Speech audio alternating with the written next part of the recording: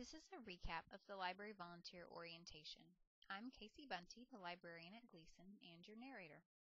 The purpose of this presentation is to help you become acquainted with how the library runs and let you know about the many volunteer opportunities available to you. This is the library layout so you can become familiar with where everything is. The Everybody neighborhood is where the picture books are. The bridge books in purple are easy chapter books. The easy nonfiction section is in orange. These are for the younger kids in kindergarten and first grade. Spanish is in red on the opposite side. The fiction section is chapter books for older students. Then on the right we have nonfiction and biographies. When classes come to the library, they start on the rectangle rug, where we usually have a lesson. Then they check out at the counter and read on the round rug in the middle until it's time to go. Hallway collection carts are where students turn in their books each morning. These are collected and checked in first thing in the morning between 8:45 and 9:15. Collect the carts of the grades who are coming that day first. For example, 2nd and 3rd grades come on Tuesdays, so we would want to make sure that those carts were collected and checked in before we worried about any of the other carts. Then, as time permits, other carts can be collected and checked in throughout the day. The carts for that day's grade are kept in the library so students don't put books in them throughout the day. The return book basket is located in the library and is another place students can turn in books in the mornings or throughout the day. This is the checkout cheat sheet for volunteers who will be checking in or out books. There is one of these in front of each computer, so you don't have to memorize any of the information on it. Typically, I'll already have the computer logged in and up when volunteers come. But if I happen to be out or you beat me to it, the instructions for logging into the computer come first. Then step 4 shows how to log into Destiny, which is the online computer catalog where the circulation tab is that you can use to check in or check out.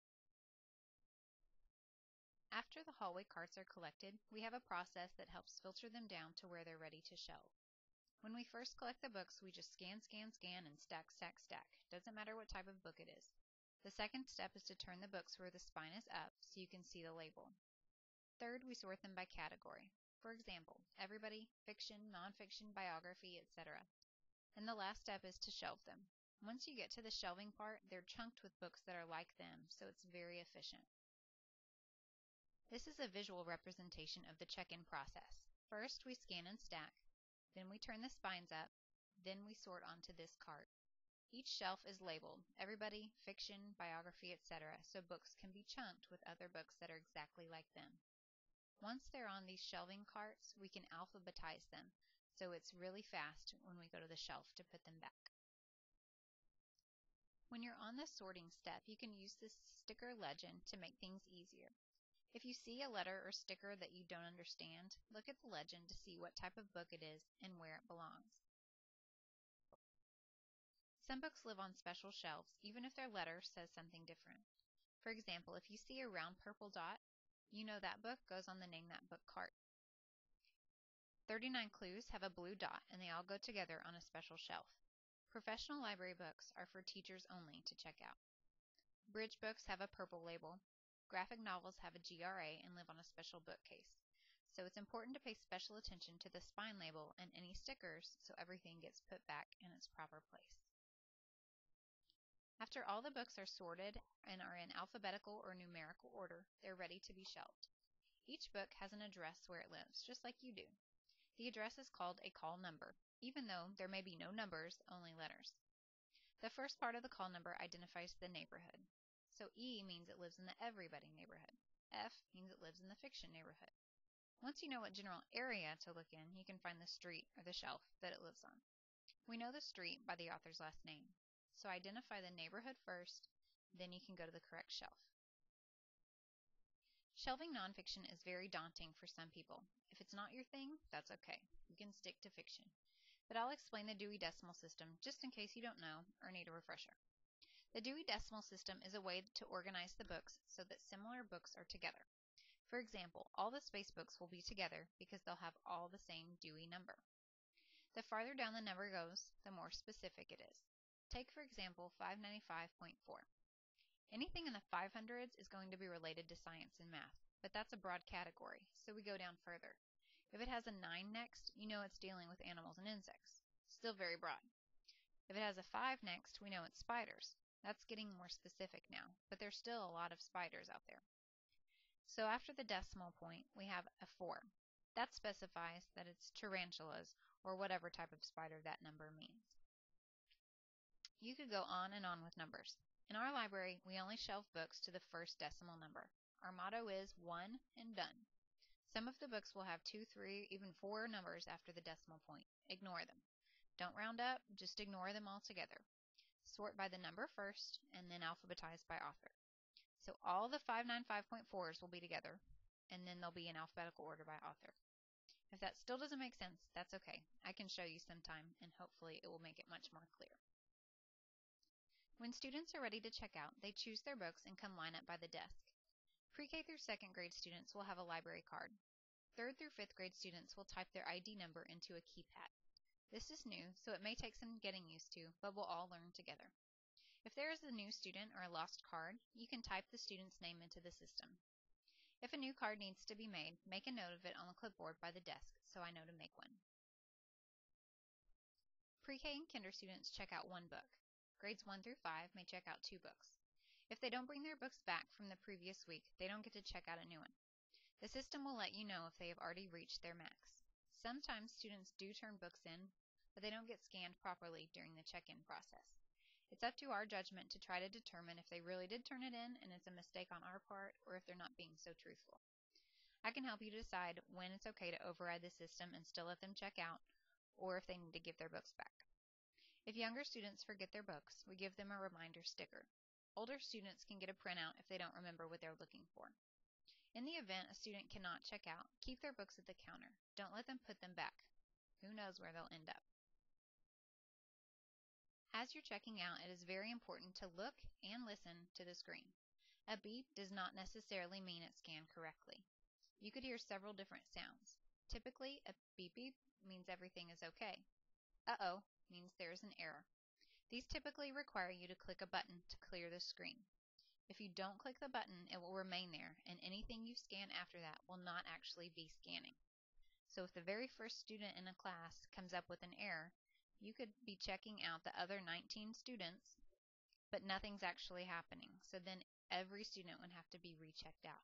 So it's really important that you check the screen and clear any errors before moving on to the next student. Another sound you might hear is, I'm late, which means a book is overdue. It shouldn't require action, it's just letting you know. So be sure to look and listen so we don't accidentally miss a book during check-in or check out a book to someone else's account on accident. The Popular One Rule was started last year with the idea of sharing the wealth of the most popular books in the school. Even if there are 2 Diary of a Wimpy Kid books on the shelf, the same student can only get one, so that another student can get the other. If you're checking books out, try to keep an eye out for these books. Students know the rule, sometimes they just forget, or they're trying to cheat the system.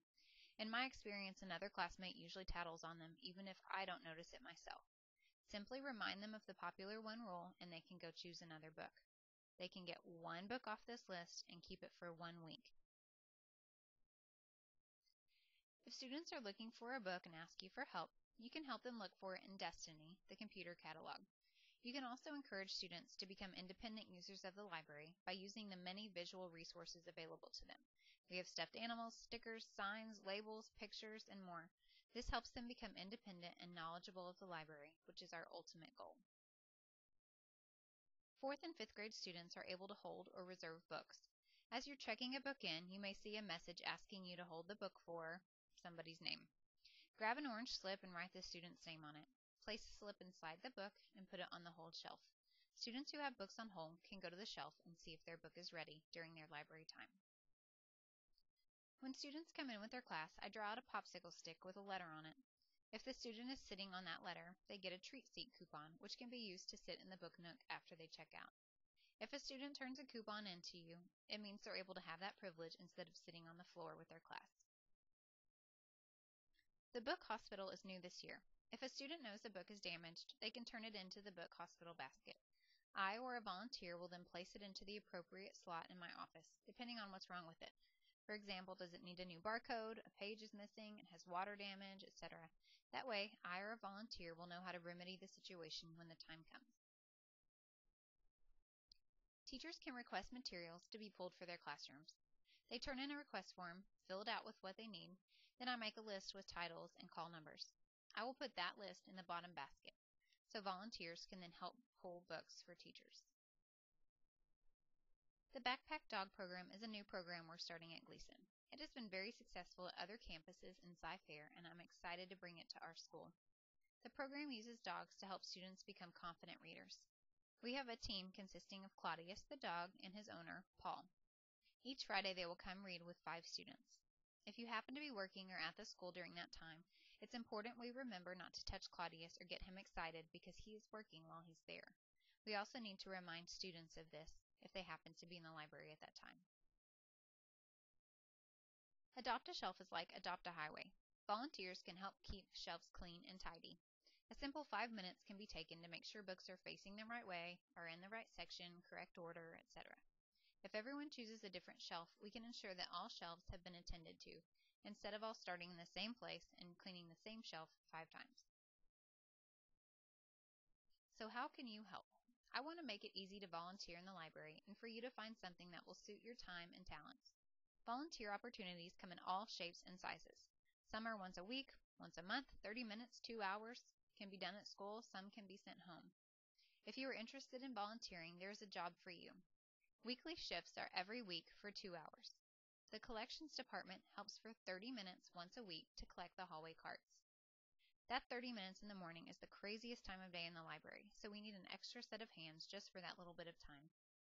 If decorating is your thing, I could use help changing out bulletin boards and pulling special books for holidays. That's once a month for a couple hours. If you are more task-oriented, processing and repairing books may be right up your alley. You could put on barcodes and labels. It's pretty simple, once a month, just for a couple hours. Clerical things involve helping me with cutting out lamination, sorting, labeling, etc.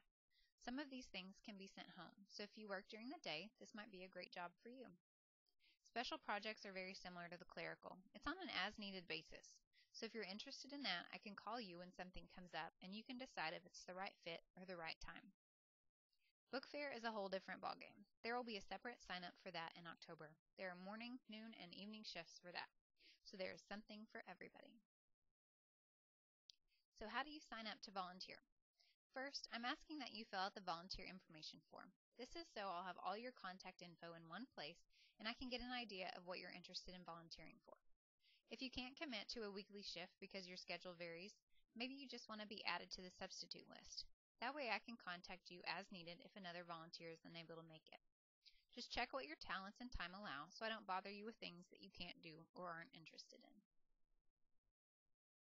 After filling out the volunteer information sheet, you can take a look at the Sign Up Genius that has time slots. If you can commit to a set time each week or each month, sign up on the Sign Up Genius link. The biggest needs are Tuesdays, Wednesdays, and Friday afternoons, where I have classes back to back. But there is always work to be done, so just sign up for whatever works for you. This is an example of what the Sign Up Genius looks like. Find the category you want to volunteer under, for example, decorating, clerical, collections, weekly shift, and then click the times you want to sign up for. You will need to make an account to add yourself or delete yourself from the Sign Up Genius. Still have questions, comments, concerns? Feel free to contact me via email or phone. My school website is also listed on this page. At any time, you can find the volunteer info form and the Sign Up Genius link listed on that page under the volunteer tab. Thanks for watching, and I look forward to working with you.